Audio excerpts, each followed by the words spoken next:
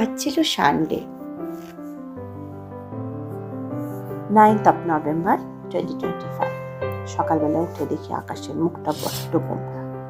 ঠাকুর সেবা দিয়ে জপ করে যখন রান্না বেডরুমে জানলা খুলি, আকাশ মেঘলা, এক পশলা বৃষ্টি হয়ে গেছে সব একদম আর্লি মর্নিং। বেশ ঠান্ডা আমেজ।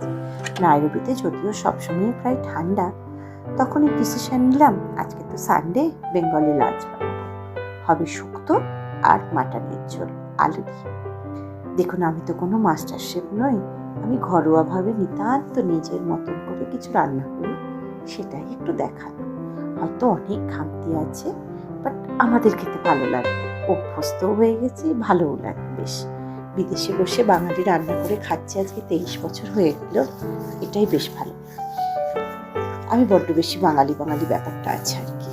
ওই তো সব রকম সবজি ছিল, কেটে ধুয়ে বসিয়ে দিলাম শুক্তো, তারপরে করেছিলাম মাটনের ঝোল, শেষে স্নান করে আবার পুজো আদা করে খেয়ে নিলাম। ব্যাস, সানডে শেষ। ভালো থাকবেন সবাই, দেখা হবে, দেখতে থাকুন কেমন।